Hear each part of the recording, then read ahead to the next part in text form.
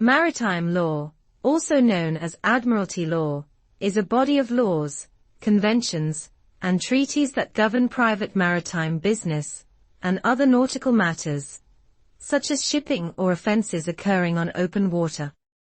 International rules governing the use of the oceans and seas are known as the law of the sea.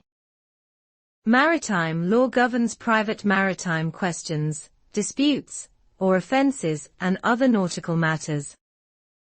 In most developed countries, the maritime law follows a separate code and is an independent jurisdiction from national laws. The International Maritime Organization, or IMO, ensures that existing international maritime conventions are kept up to date and develops new agreements when the need arises. Today, there are dozens of conventions regulating all aspects of maritime commerce and transport. The IMO names 3 conventions as its core. The International Convention for the Safety of Life at Sea.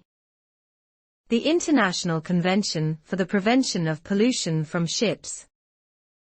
The International Convention on Standards of Training, Certification, and Watchkeeping for Seafarers.